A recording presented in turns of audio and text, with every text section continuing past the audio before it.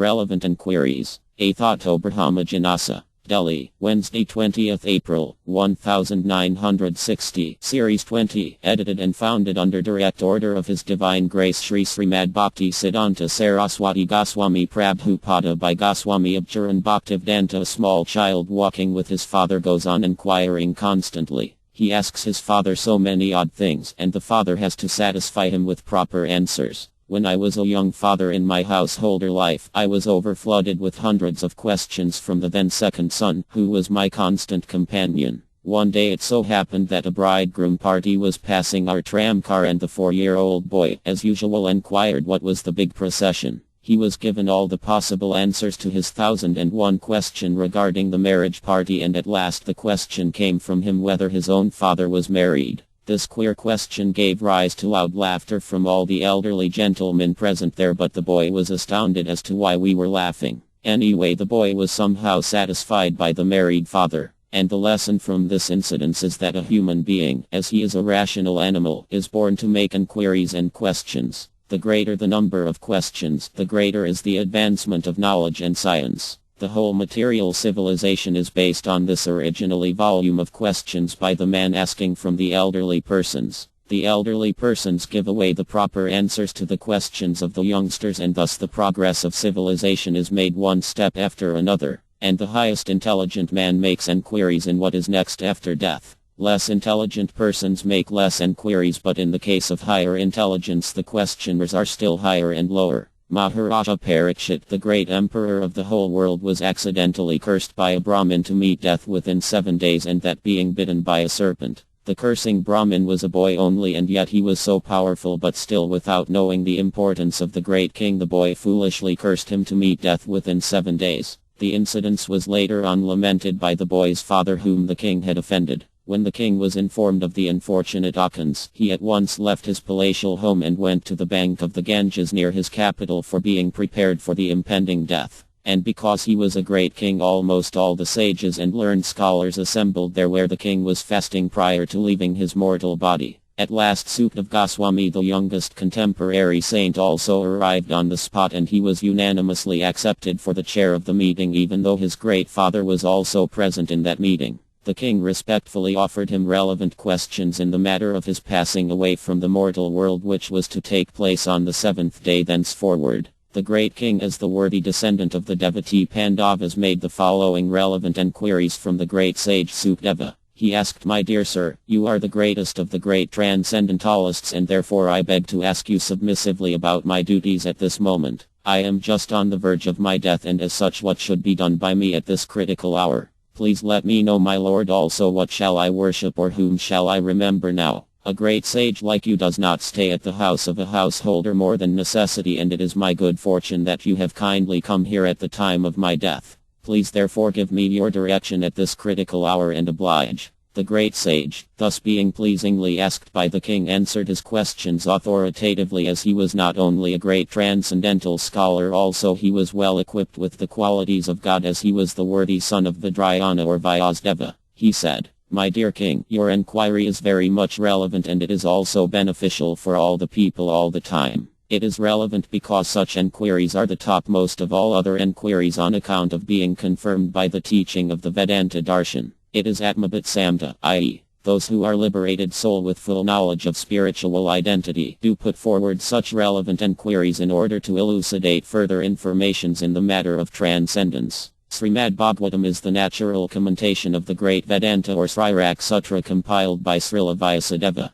The topmost Vedic literatures with nucleus of basic enquiries on the transcendental subject of spiritual knowledge is the Vedanta Sutra. Srila Vyasdeva compiled this great treatise, but still he was not satisfied in his mind. He happened to meet at that time Sri Narada, his spiritual master, who advised him to describe the identity of the personality of Godhead, and upon this advice only he meditated on the principle of Bhakti Yoga, which showed him distinctly what is the absolute and what is the relativity or Maya. On perfect realization of these facts only he compiled the great narration of the beautiful Srimad Bhagavatam, which begins from the practical and contemporary historical facts in the life of Maharaja Parikshit. The Vedanta Sutra begins with the key inquiry in transcendence. It is said there as Athato Brahman Jinansa, i.e., one should now enquire about Brahman, or the transcendence. So long a man is in the full vigor of life, he forgets the naked truth of death which he has to meet, and still the foolish man does not make any relevant enquiry in the real problems of life.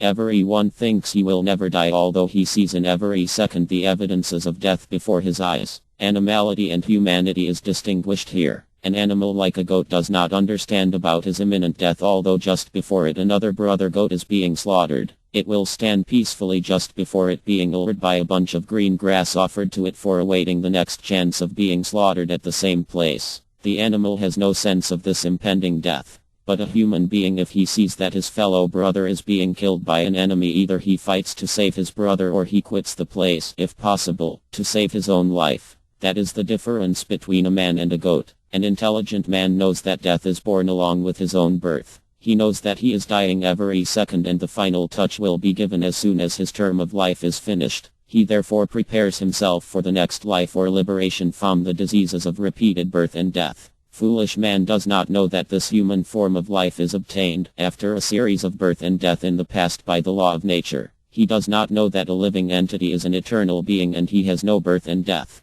Birth, death, old age and diseases are external impositions on a living entity on account of his contact with the material nature. It is due to his forgetfulness of eternal godly nature or being qualitatively one with the absolute whole. Human life is the opportunity to know this eternal fact or truth of life, and as such the Vedanta Sutra advises in the very beginning that because we have got this valuable form of human life, it is our duty to inquire. Now, what is Brahman or the absolute truth? A man who is not intelligent enough does not inquire about this transcendental life, but he inquires on many irrelevant matters which does not concern to his eternal existence of life. From the very beginning of his life he inquires from his mother, father, teacher, professors, books and so many other sources, but has no right type of informations about his real life. Parikshit Maharaj was given a warning notice, as mentioned before, of his meeting death within 7 days, and he at once left his palace to prepare himself for the next stage. The king had at least 7 days at his disposal for being prepared for the incidents.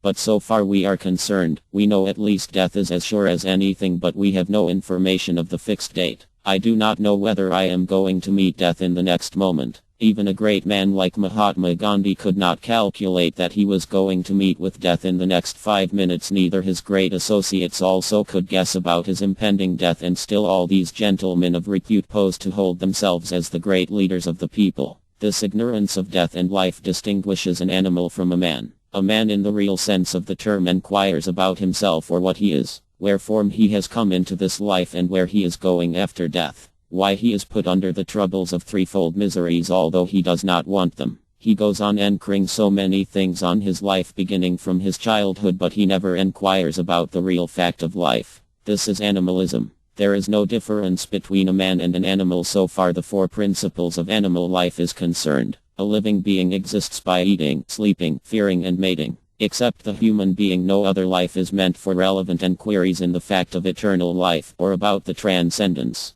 Human life is therefore meant for making research in the matter of eternal life, and the Vedanta Sutra advises him to so now or never. If he therefore fails to inquire relevantly in the matters of life now, he is sure to go back to the kingdom of the animals again by the laws of nature. The foolish man therefore, even if he appears to be advanced in the material science, i.e., in the matters of eating, sleeping, fearing and mating etc., he cannot get rid of the cruel hands of death by the law of nature. The law of nature is working under 3 modes of goodness, passion, and ignorance. Those who are living under the conditions of goodness are being promoted to the highest status of life, spiritually. Those who are living under the conditions of passion are being stationed in the same place, materially. But those who are living under the conditions of ignorance are sure to be degraded into the lower species of life. The modern setup of human civilization is a risky one, because there is no education in the matter of relevant enquiries in the principles of life. Like animals only, they do not know how they are going to be slaughtered by the laws of nature. They are satisfied with a bunch of green grass or so-called jolly life like the waiting goat in the slaughterhouse. In such a condition of human life, we are just trying to make an humble attempt to save the human being by propaganda of back to Godhead. This propaganda is not fictitious. If there is any reality at all, this propaganda of back to Godhead is the beginning of that era of reality. According to Sri Sukadeva Goswami, the real fact is that a Grihemeti, or a person who has just tied up himself, like the would-be slaughtered goat, in the business of family, society, community, nation, or humanity at large in respect of the animal necessities life, namely eating, sleeping, fearing and mating problems, and without any knowledge in the transcendence, is as good as an animal. He might have inquired in the matter of physical, political, economical, cultural, educational or similar other material matters which is temporarily concerned with the material life, but if he had had no inquiries in the matter of principles of life transcendental, he should be taken as the blind man going to fall down in the ditch while running ahead, driven by the uncontrolled senses. That is the description of a Grihemeti. But contrary to this, there is another word called by the name Grihastha. A grihastha ashram, or the shelter of life in the family encirclement, is as good as that of a sannyasi. The important point is that about the relevant enquiries made by the person. A sannyasi may be a bogus person if he is not interested in the matters of relevant enquiries, and a grihastha or a householder may be a bona fide person if he is inclined to make such relevant enquiries. But the Grihemeti is simply interested in the matters of animal necessities of life. The Grihemeti's life is full of calamities by the laws of nature, while the life of the Grihastha is full of happiness. In the modern setup of human civilization, the Grihemetis are passing on as the Grihasthas. We should therefore know who is what. A Grihemeti's life is full of vices because he does not know how to live a family life. He does not know that there is a power beyond his control who looks and controls his activities, and he has no conception of his future life. He is blind to see his future and has no aptitude for making the relevant inquiries. His only qualification is being tied up by the shackles of attachment in the false things which he has contacted in his temporary existence. Such Grihemetis waste valuable time at night by sleeping or in the engagements of different varieties of sex urge. Such sex urges are satisfied by visiting the cinema shows, attending clubs and gambling houses where women and drinking are indulged in lavishly. And during the daytime the valuable life is wasted in accumulating massive money, or if there is sufficient money to spend, the time is wasted in the matters of adjusting the comforts of family members. The standard of family life and personal needs increases with the increase of monetary income, and there is no limit of satiation. There is no limit of standard life and the limit of expenses. There is therefore an unlimited competition in the field of so-called economic development, and therefore there is no peace in any society of the human world. Everybody is perplexed with the same questions of earning and spending, although at the end one has to depend on the mercy of Mother Nature. When there is scarcity in production or there is disturbance from higher godly agents, the poor plan-making politicians accuses the cruel nature but carefully avoids to study the laws of nature as how and by whom she is controlled. In the Bhagavad Gita the answer is that the laws of nature is controlled by the absolute personality of Godhead.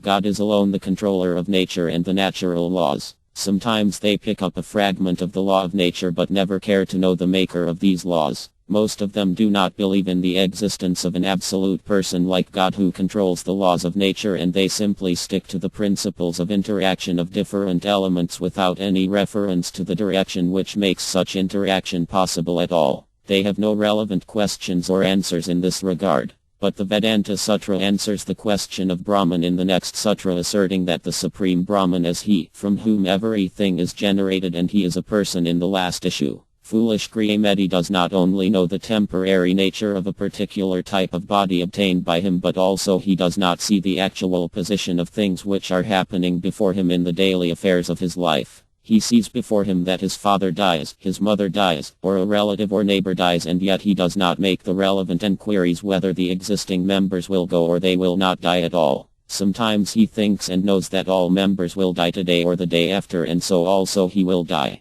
He knows that the whole family show, or for the matter of that the whole show of community, society or nationality, and all such temporary things are temporary bubbles in the air without any permanent value, and yet he is mad after this temporary arrangements only without any relevant inquiry. He has no knowledge as to where he has to go after his death. He works very hard for the temporary arrangement of the family, society or nationality, but never makes any arrangement either for himself or for others who will pass this present phase of life. In a public vehicle like the railway carriage we meet and sit down together with some unknown friends and become practically members of the same vehicle for a short time. But in due course every one of us separate, never to meet again in life. Similarly, in the long sojourn of life we get a temporary sitting accommodation in the so-called family, country or society, etc. But when the time is up we unwillingly separate from one another, never to meet again. There are so many relevant questions and enquiries in this regard of temporary arrangements of life or meeting our friends in the temporary arrangements, but nobody of the grey class of men does enquire in the permanent nature of things. We are all busy in making permanent plans in various degrees of leadership without knowing the permanent nature of things as they are. Sripad Samkriyakriya, who specially made propaganda work to remove this ignorance of the society and advocated for culture of spiritual knowledge at large in the matter of all-pervading impersonal Brahman, said in despair as follows: "The boys are engaged in playful things, the youngsters are engaged in the so-called love affairs with girls, and the old is seriously thoughtful for adjusting a baffled struggle in life. But alas, nobody is prepared to enquire relevantly in the science of Brahman." Sri Sukadeva Goswami, who asked for direction by the Maharaja Parikshit, advised the king as follows in response to his relevant inquiries: "O the descendant of Bharata, it is the duty of the mortal men to enquire, hear, glorify and meditate upon the personality of Godhead, who is the most attractive person on account of his fullness of opulence, etc. He is called Hari because he alone can undo the conditional existence of a living being. If we at all want to be free from the conditional existence, we must make relevant enquiries about the absolute truth so that he may be pleased to bestow upon us perfect freedom of life." Sri Sukadeva Goswami has particularly used 4 words in this connection in respect of the absolute personality of Godhead. The absolute person is called Parama Brahma in distinction with other persons who are also qualitatively one with him. The absolute personality of Godhead is addressed as Sarvatma, or all-pervading. Nobody is aloof from him, but not all of them have the realization. The personality of Godhead by his plenary representation reside in everyone's heart as Paramatma or Super Soul, along with all the individual souls. Therefore every individual soul has intimate relation with him, and forgetfulness of this intimate relation with him, which exists eternally, is the cause of an immemorial conditional life. But because he is Bhagwan, or the Supreme Personality, he can at once reciprocate the responsive call of a devotee. Not only that, but also because he is the perfect person, his beauty and opulence, fame, strength, knowledge, etc. are all unlimited source of transcendental bliss for the individual soul. The individual soul becomes attracted by all these different opulences imperfectly represented by other conditional souls, and therefore the individual soul is not satisfied by such imperfect representation and perpetually seeks for the perfect one. The personality of Godhead's beauty has no comparison, so also are his knowledge and renunciation. And above all, he is the Iswara, or the Supreme Controller. We are at present being controlled by the police action of the Great King. The police action is imposed upon us on account of our disobedience of law. But because he is Hari, he is able to cause disappearance of all our conditional life by giving us full freedom in spiritual existence. It is therefore the duty of every man to make relevant enquiries about him and thus go back to Godhead.